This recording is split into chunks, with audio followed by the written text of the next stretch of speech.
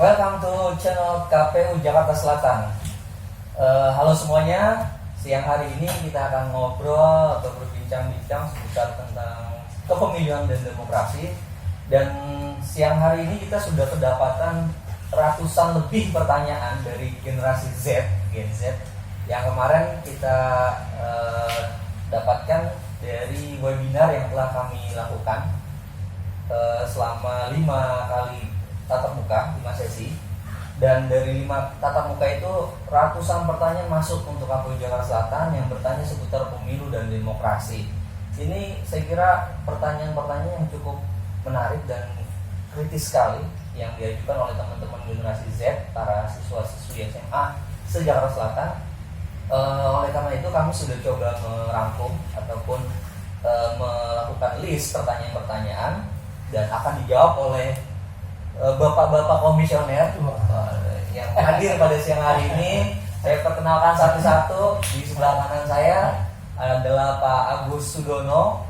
Beliau adalah Ketua KPU Jakarta Selatan. Selamat siang Pak Agus. Sehat? Selamat siang. Alhamdulillah. Ya, di sebelah Pak Agus ada Pak Haji Yusuf Satyanegara. Selamat siang. Beliau adalah Ketua Divisi Hukum dan Pengawasan KPU Kota Jakarta Selatan. Dan yang terakhir adalah Pak Ahmad Barizi.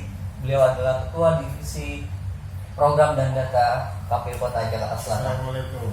Ya, baik Bapak-bapak semua, kita tahu kemarin itu sempat kita mengadakan webinar mengenai sosialisasi pendidikan pemilih kepada generasi Z nih.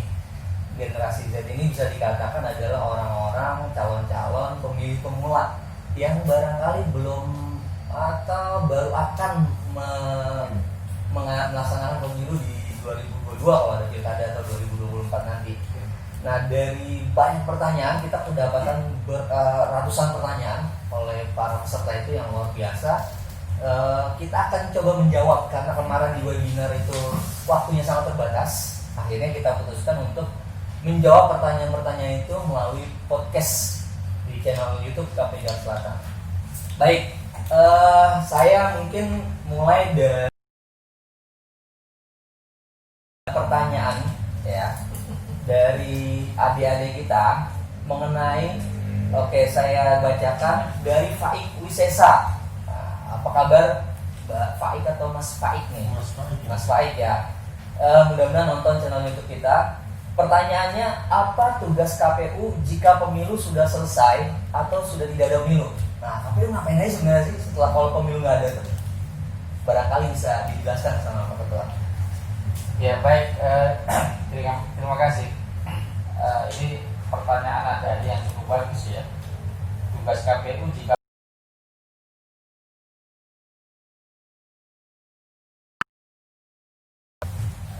bicara pemilu memang adalah suatu kerjaan yang cukup luar biasa ya, untuk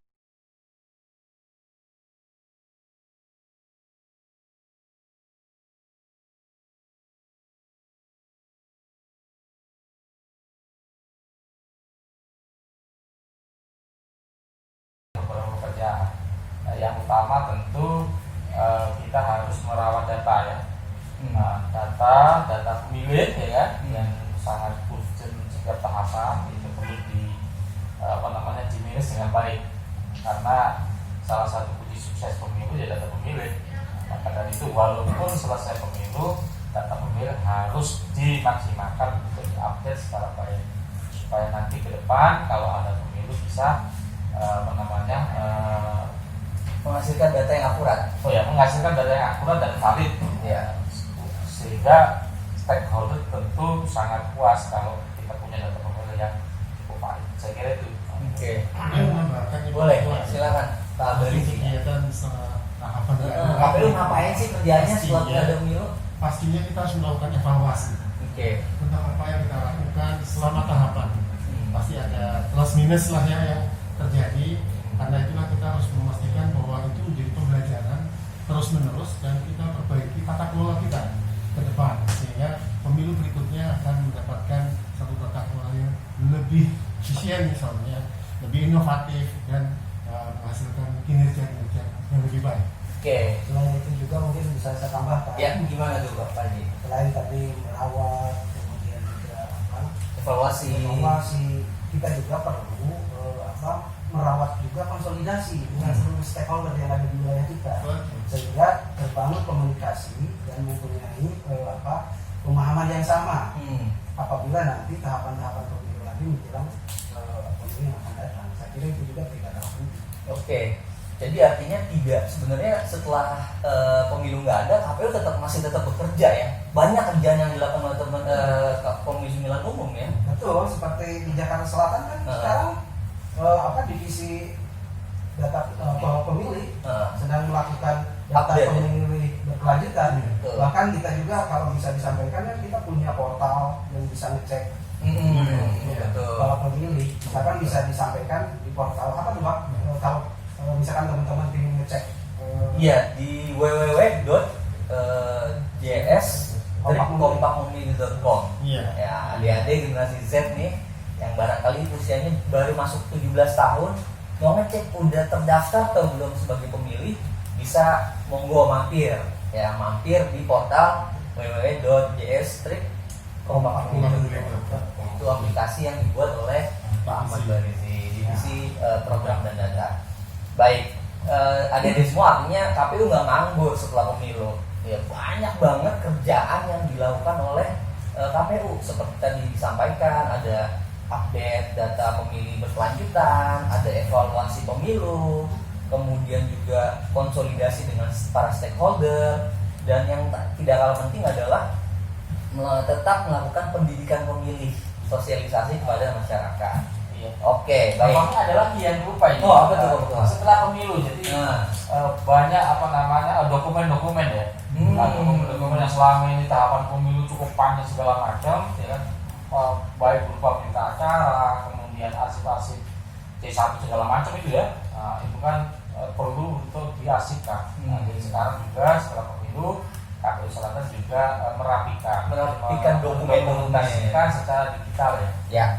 Supaya nanti bisa menjadi referensi untuk pemilu berikutnya. Baik, itu dia jawaban tentang apa kerjaan KPU setelah pemilu. Jadi banyak banget sebetulnya yang dilakukan oleh KPU pasca selesainya pemilihan umum. Baik, pertanyaan kedua, saya akan bacakan dari Lintar Tongku Bumi SMA 60. Ya, untuk barangkali Pak Haji Yusuf bisa jawab. Mengapa di Indonesia memiliki banyak partai politik? Wah, ini pertanyaan luar biasa nih. Ini dahsyat sekali pertanyaan. Dalam banget ini, cuman coba kita jawab secara sederhana ya supaya juga bisa dipahami. Kenapa di Indonesia itu banyak partai? Ya. Ini pertanyaan dari Mas Lintar Tengku Bumi dari SMA 60. Ya. Terima kasih Mas Lintar. Kenapa Indonesia banyak partai? Tentu ini sesuai dengan asas yang dianut oleh negara kita, yaitu demokrasi. Karena kebebasan mendirikan partai politik ini merupakan bagian esensial ya, dari hak konstitusional yang telah dirumuskan oleh Parlimen kita. Di mana di dalam Undang-Undang Dasar 45 di pasal 28 itu dinyatakan bahwa kita itu bebas berkumpul, berserikat, dan juga menentukan pendapat. Sehingga tidak heran kalau memang undang-undang politik itu juga mengakomodir apa yang dituangkan atau yang diamanatkan oleh Undang-Undang Dasar 1945 itu. Dan alasan lain kenapa selain dibukanya seluas-luasnya dijaminnya kita berkumpul, berserikat, bahkan menyampaikan pendapat, ada alasan lain diantaranya kita juga banyak aspirasi di masyarakat yang tidak bisa diserap secara maksimal oleh partai-partai yang sudah ada, sehingga menimbulkan masyarakat yang lain ingin juga mendirikan partai yang sesuai tentu dengan aspirasinya mereka. Kemudian juga karena masyarakat kita itu banget heterogen, selain tentu wilayahnya yang sangat luas, tentu semua tujuannya ingin berkuasa. Nah, ini memang ada keuntungan. Untungnya kenapa banyak partai? Tentu menjadi banyak menunya, banyak pilihannya. Masyarakat disuguhkan oleh beberapa partai yang menawarkan menu-menu tersebut. Jadi masyarakat juga bebas untuk memilih dan menentukan pilihannya, mana yang sesuai dengan aspirasi yang mereka kehendaki, dan partai mana yang cocok dengan aspirasi mereka. Jadi itu keuntungannya salah satunya memang ada juga kerugian yang misalkan secara teknis itu juga akan menyulitkan juga. Misalkan ambil contoh di pemilu tahun 99 di mana 48 parpol ya, itu tidak hanya menyulitkan penyelenggara dalam hal ini KPPS, tetapi juga menyulitkan pemilih ya. di mana ada beberapa lembar kertas yang begitu lebar dilipat, bahkan mungkin tidak sempat juga melihat gambar satu-satu, ya kan? Untuk melipatnya aja memang ada kesusahan itu dari segi teknis saja. Tapi hal-hal lain tentu ini perlu kita kaji lebih mendalam. Tetapi paling tidak, kenapa di kita itu banyak partai? Yang pertama tentu karena dibuka seluas-luasnya oleh konstitusi kita. Kemudian juga kita menganut asas demokrasi. Oke. Nah, itu Bang, selain tadi aspirasi masyarakat yang memang mungkin tidak terpuaskan. Iya. Kemudian ada juga jangankan yang heterogen, yang homogen aja misalkan dia punya satu aliran misalnya. Tidak juga cukup satu partai misalkan yang berlandaskan misalkan yang keagamaan dan itu banyak ragam juga karena memang menurut mereka partai yang ini belum sesuai dengan harapan atau aspirasi mereka. Oke, menarik Pak Haji. Tapi kalau kita lihat misalkan di Amerika Serikat, ya katakanlah Amerika Serikat sebagai kiblatnya demokrasi, masyarakatnya juga cukup heterogen, Betul. majemuk. Tapi punya partai hanya di partai, cuma ada 2 partai. Ya. Kira-kira memungkinkan tidak Indonesia punya sedikit partai politik gitu? Sebetulnya kalau kita berkaca di Amerika juga bukan 2 partai sih sebetulnya. Partainya banyak, cuman partai lain atau partai-partai kecil itu di dalam pemilu itu belum mampu bersaing dengan 2 partai yaitu Demokrat dan Republik. Nah, di kita juga ada usaha-usaha itu untuk menghambat, paling tidak dengan bahasa menghambat atau menseleksi partai-partai dengan adanya syarat-syarat. Misalkan dengan PT, ya kan? Ya, itu kan ambang batasnya dinaikkan misalnya, dan itu tentu menjadi tantangan dari partai-partai dan secara tidak langsung akan menseleksi partai-partai ke depannya. Ya. Itu ada usaha dari undang-undang kita. Oke, artinya masyarakat boleh mendirikan partai, tapi ujung-ujungnya adalah rakyat sendiri nanti yang akan menyeleksi apakah partai tersebut layak atau tidak memiliki wakil di DPR. Ya, contoh kecil lah, misalkan kemarin 2019 kita punya 16 parpol yang nasional, 4 yang lokal ya. Tapi yang terseleksi yang masuk di parlemen atau di Senayan itu kan paling tidak hanya ada 10 parpol. Jadi itu secara tidak langsung juga terseleksi dengan sendiri. Ya, terima kasih Pak Haji. Itu jawaban dari kenapa banyak partai politik di Indonesia. Ya, tapi ujung-ujungnya menurut saya lagi-lagi dikembalikan kepada undang-undang ya. Betul. Kalau undang-undang yang kemudian direvisi dan bisa menyederhanakan partai politik, ya, barangkali juga akan disederhanakan, jumlah partai politik juga akan semakin sedikit ya. Ya, terseleksi lah secara alami karena memang undang-undang sudah membatasi. Walaupun secara konstitusi saya juga tadi sampaikan bahwa memang dijamin seluruh masyarakat Indonesia itu tadi bersepakat dan membutuhkan tenaga tersebut. Ya, baik. Ya, Terima kasih. tentu saja sih ini salah satunya adalah generasi muda ini dia punya pilihan. Ya, Dia bisa mengekspos mana yang paling memberikan kemampuan sesuai gagasan-gagasannya oleh para pemuda ini, Ya. generasi Z ini, karena perlu sumber informasi yang banyak, karena dia perlu mencermati semua potensi partai politik yang ada sehingga aspirasinya benar-benar tersalurkan. Ya. Nah itu ya, satu hal nilai positif dari multi partai ini yang terjadi. Oke, baik. Buat Pak Barizi juga nih, kayaknya ada pertanyaan sebagai Ketua Divisi Program dan Data. Ya, ada banyak pertanyaan yang kami terima. Misalnya dari Agung Geofatir. Nah, dia bertanya mengenai bagaimana cara mendaftar pemilu baru. Ya, cara daftar pemilu baru bagaimana? Oke. Ya, monggo Pak. Baik, Bang Fatir ya. Aduh, ini ternyata sudah bersemangat untuk daftar menjadi pemilih ini. Kayaknya udah Saya yakin tahun nih. sudah masuk 17 tahun Ya, ini, ya. supaya benar-benar terdaftar. Karena untuk memilih salah satu syarat itu harus terdaftar dulu. Karena kalau dia tidak terdaftar, nanti ada sedikit kesulitan yang melaksanakan haknya untuk memilih. Nah, karena itu ketika sudah memenuhi syarat, ya udah 17 atau sudah menikah dan tidak ada batasan yang lain, maka selayaknya harus segera untuk mendaftarkan diri. Nah, sekarang ini pada tahapan ini kita mempunyai program yaitu pemutahiran data pemilih berkelanjutan. Ya. Yang tentunya beda dengan sebelum-sebelumnya. Jadi kalau sebelumnya itu model pendaftaran pemilih secara berkala, ketika ada pemilu baru dimutakhirkan. Sekarang ini non tahapan kita bisa melakukan pemutahiran data. Karena itu memanfaatkanlah kesempatan ini.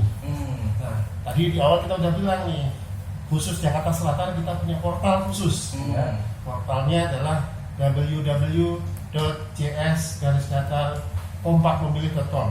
Nah, ini di situ ada fitur untuk daftar pemilih baru. Nah, di situ cukup mudah. Kalau seandainya KTP-nya belum jadi, cukup dengan KK.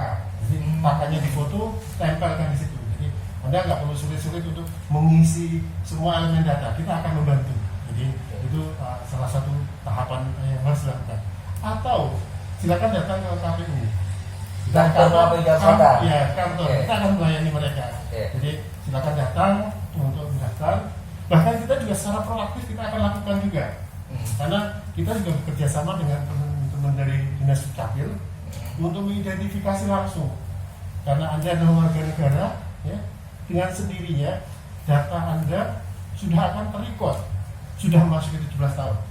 Jadi ketika data itu sudah sampai kepada kami, otomatis kita akan memenuhi hak Anda dengan mendaftar dulu di daftar pemilih. Jadi tahapan yang bisa dilakukan, ngecek aja dulu apakah saya sudah terdaftar atau belum, apakah Anda proaktif daftar atau tidak. Kita akan lebih proaktif juga. Jadi ketika sudah masuk 17 tahun, 17 tahun, kemudian data telah kami terima, maka kita akan register. Oke. Ya, jadi mudah banget ya, ya cara mendaftar sebagai pemilih ya. Ya memang ada mungkin pertanyaan juga di masyarakat. Kalau tahapan pemilu itu mungkin masih bisa ini, tetapi kalau sekarang misalnya di Jakarta tidak ada tahapan pemilu, apa yang disampaikan Pak Redi itu memang betul. Tetapi seandainya ada tahapan pemilu, memang ada dua cara. Yang pertama ya cara offline. Ya juga bisa datang ke kantor. Di situ ada di pampang biasanya diumumkan. Atau ada cara online tadi. Ya kan bisa mengecek langsung melalui portal KPU. Jadi itu ada dua cara. Itu kalau di dalam tahapan, tetapi kalau misalkan tidak ada tahapan seperti saat sekarang ini, bisa saja mengecek melalui portal tadi yang disampaikan. Oke, ya. Baik, ini pertanyaan, ada juga pertanyaan menarik nih Pak dari Duta Laksono, siswa SMKN 57. Kenapa harus umur 17 tahun Pak? Baru bisa pilih, kenapa nggak 15 tahun, 16 tahun gitu? Kenapa 17 tahun gitu Pak? Ya, saya kira ini pertanyaan menarik ini. Kalau secara hukum Undang-Undang Dasar yang namanya menjadi pemilih itu hak, ya, dan itu menjadi hak dasar, ya, hak dasar bagi warga negara. Namun juga ada ketentuan-ketentuan yang mendasarinya, yang mengaturnya mengenai siapa lebih lanjut yang berhak untuk mendaftar. Ya, di Indonesia ini dikaitkan dengan kepemilikan kartu tanda penduduk. KTP. Jadi keberadaan kartu penduduk secara umum ditegaskan bahwa pada umur 17 itulah hak muncul untuk mendapatkan KTP elektronik. Karena persyaratan daerah pemilih bahkan itu mengkaitkan dengan KTP, maka persyaratan itu melekat juga berkaitan dengan umur 17 dengan KTP ini. Mungkin itu, walaupun banyak juga perdebatan argumentasi yang lain yang memang perlu dikaji. Aturan tertulis di dalam undang-undang, kemudian di peraturan KPU mensyaratkan KTP elektronik. Baik, Pak, ini ada pertanyaan terkait itu juga nih Pak. Bisa juga ditambahkan. Sebetulnya tidak juga harus 17 tahun. Ada yang di bawah 17 tahun. Betul. Yang sudah pernah menikah. Bahkan umurnya di bawah 17 tahun tadi, kalau memang tadi itu kan mungkin pertimbangannya kenapa undang-undang itu menentukan harus 17 tahun, karena dianggap usia itu adalah usia dewasa untuk bisa menentukan kebutuhan politiknya. Sudah matang ya. Secara psikologi di umur itu dianggap sudah matang. Tetapi bagi mereka yang sudah pernah menikah atau sedang berumah tangga, itu juga di bawah 17 tahun aja bisa. Iya, karena di Bogor tuh saya pernah sekolah di Bogor. Ya. Anak-anak baru lulus SD ataupun SMP sudah dinikahkan sama orang Memang tua. ada sebagian daerah Mak, yang ada yang melakukan Pernikahan dini. pernikahan di bawah 17 tahun. Oke, jadi belum 17 tahun tapi sudah pernah menikah atau Sudah sudah dianggap sudah mampu dewasa. untuk menentukan Dan politiknya. punya hak ya, punya hak Iya, untuk memilih. iya. Oke, baik. Ini ada pertanyaan terkait juga nih ya. Misalnya dari Abizar Al-Ghifari, SNKN 57. Halo Mas Abizar. Pertanyaannya, misalnya umur kita saat sedang pemilu 17 tahun kurang 1 bulan. Apakah kita tetap tidak bisa memberikan suara untuk pemilu, Pak? Aduh. 17 tahun kurang sebulan nih. Boleh nggak? Pertanyaan cerdas Iya, ini. satu tadi, nikah dulu tuh. Guyonnya gitu. Iya, kan, gitu ya. Tapi intinya karena memang aturan tertulisnya, jadi secara hukum positif kita menyatakan 17 tahun, maka aturan ini harus kita hormati bersama, ya, menjadi basis aturan yang kita sepakati. Berarti tetap nggak bisa ya, Pak? Karena 17 tahun kurang 1 bulan tetap nggak bisa milih ya. 17 tahun itu pada saat hari pemilihan. 17 tahun pada saat hari pemilihan. Misalkan hari pemilihan kayak kemarin 2019 17 Mei. Ya kan? 17 April. Di tanggal 17 April dan 17 tahun itu sudah punya hak pilih. Memang pada saat itu juga kita mengidentifikasi nih, ada sekitar hampir 50 orang yang tanggal lahirnya tanggal 17 April.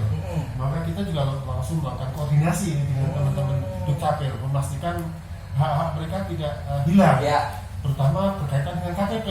Nah, sebentar Pak, jangan dijawab dulu. Ini ada pertanyaan juga yang mungkin terkait nih. Dari Andro Fahriansyah. Nama saya Andro Fahriansyah dari SMK Budi Asih. Kalau misalkan kita udah 17 tahun tapi belum bikin KTP, kira-kira bisa milih nggak Pak? Nah, gimana coba? Ini kalau bicara mengenai KTP ini memang tahapannya kan cukup kadang-kadang ribet juga memang untuk memastikan, karena apa? Memang proses pembuatannya juga perlu waktu. Sebenarnya Dukcapil telah melakukan inisiatif ya untuk melakukan perekaman lebih awal. Jadi 6 bulan sebelum tanggal 17 April sebenarnya sudah boleh merekam, bukan nunggu tanggal 17. Sehingga pada saat hari tanggal umur 17 itu sudah langsung bisa dicetak. Jadi kadang-kadang ini sudah dipahami oleh adik-adik. Tapi sudah bisa didata sama KPU tuh. Bisa. Pada dasarnya semua sudah kita data. Karena proyeksi pemilih pada saat 17 April sudah umur 17 itu kita sudah proyeksikan dan kita sudah daftar. Nah, cuman permasalahannya kan dia harus bisa menunjukkan KTP kan.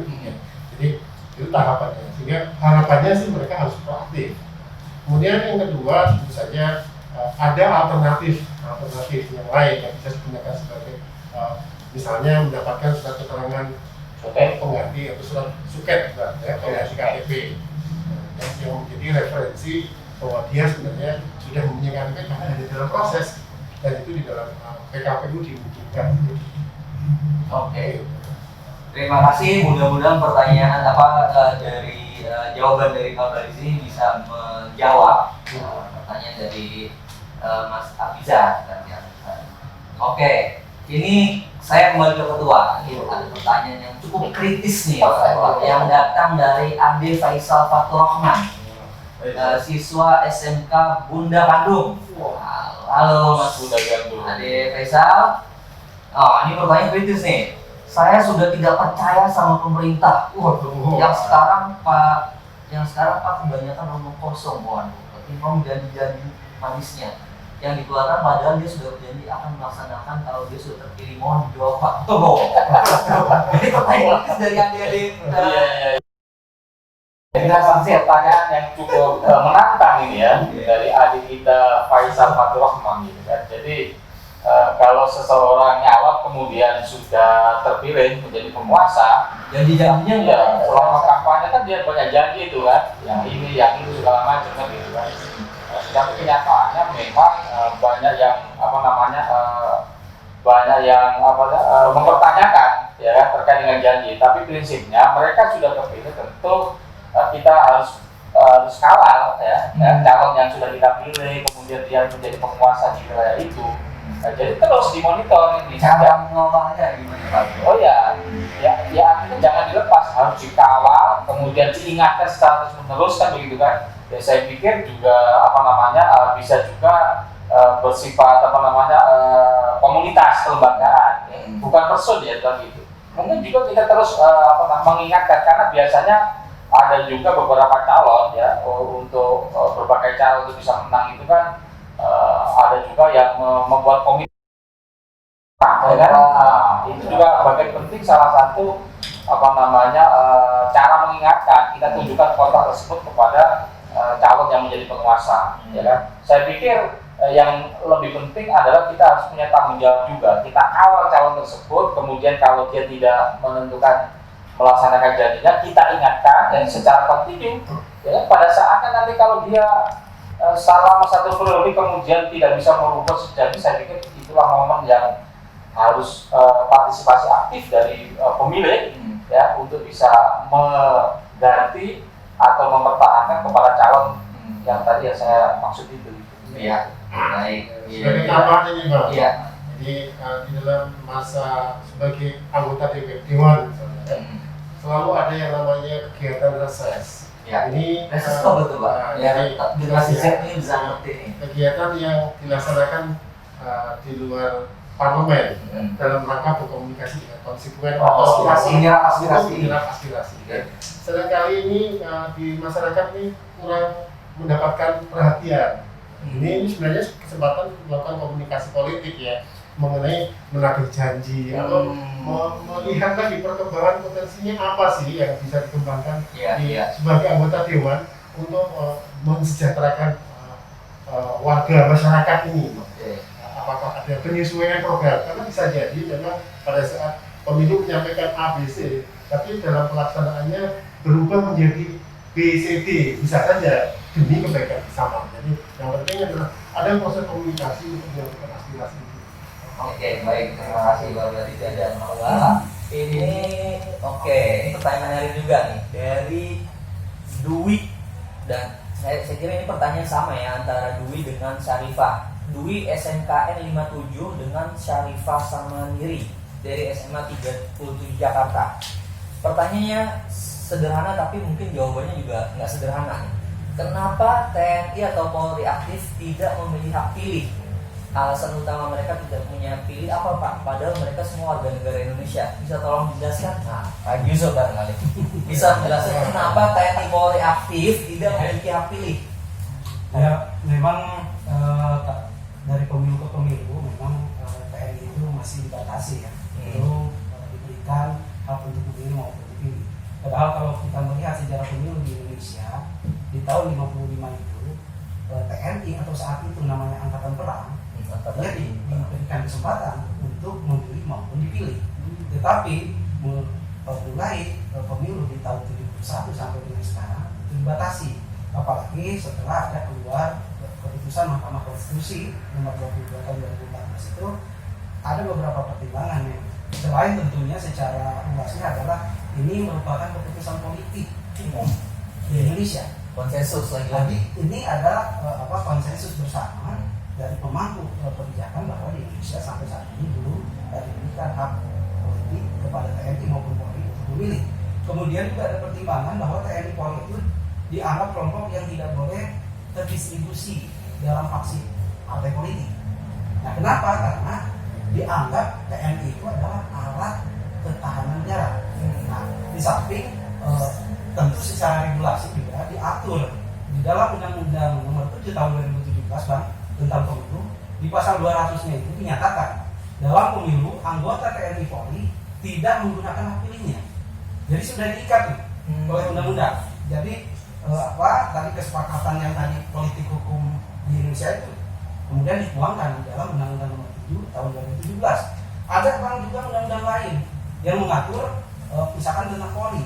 Itu Undang-Undang Nomor 22 Tahun 2002. Di pasal 18 di situ dinyatakan bahwa Polri bersikap netral dalam kehidupan politik praktis serta tidak menggunakan hak memilih dan dipilih. Jadi ada undang-undang lain juga yang mengatur. Kemudian ada Undang-Undang Nomor 34 Tahun 2004 tentang TNI. Di situ di pasal 39-nya itu dinyatakan bahwa menjadi TNI atau prajurit itu dilarang pertama menjadi anggota parpol. Nah, kemudian mengadakan kegiatan politik praktis. Selain dilarang berbisnis, kemudian juga dilarang untuk dipilih menjadi caleg. Jadi selama regulasi tadi, baik itu Undang-Undang Nomor 7 tentang Pemilu, Undang-Undang Nomor 2 tentang Polri maupun Undang-Undang 34, selama regulasi itu belum dicabut, berarti hak memilih maupun dipilih untuk TNI Polri masih belum juga diberikan kesempatan. Nah, saya kira itu alasan-alasan yang memang kenapa sampai saat ini TNI Polri belum diberikan kesempatan untuk memilih. Ya, walaupun sebagai tambahan, wacana untuk melihat ini untuk mendapatkan hak politik selalu diwacanakan. Jadi setiap 5 tahun, setiap perubahan undang-undang selalu dibicarakan. Bagaimana dengan peran-peran politik dari anggota TNI dan Polri. Walaupun pada akhirnya keputusannya adalah secara kolektif memilih. Karena memang kalau bicara konstitusi, semua itu kan warga negara Indonesia itu kedudukannya sama di depan hukum itu. Kemudian juga kalau ada beberapa praktisi pemerhati pemilu, katanya kalau di rancangan undang-undang pemilu yang sekarang belum ditemukan larangan untuk TNI Polri dijadikan masuk di draft. Jadi kemungkinannya bisa saja ke depannya diberikan untuk hak memilih maupun dipilih sama dengan warga masyarakat sipil. Jadi kalau boleh saya simpulkan, karena kita negara hukum, ya kan, semua dikembalikan kepada landasan hukum. Ya, kita taat pada undang-undang. Ya. Nah, jadi karena undang-undang hari ini mengatur bahwa TNI Polri tidak memilih hak pilih, ya kita ikut itu. Dan itu adalah hasil kesepakatan bersama oleh para legislator kita di Senayan, gitu ya Pak Haji. Oke, generasi Z semua saya kira luar biasa pertanyaan-pertanyaannya, dan ini masih banyak sekali pertanyaan. Kita barangkali akan jumpa di podcast berikutnya, akan kita jawab di podcast berikutnya. Jangan, jadi tetap stay tune di podcast KPU Jakarta Selatan, masih banyak pertanyaan-pertanyaan yang akan kita jawab. Dan jangan lupa tetap jaga kesehatan, terus berpartisipasi dalam pemilu, dan terus juga berprestasi. Terima kasih, sampai ketemu di lain kesempatan. Salam sehat.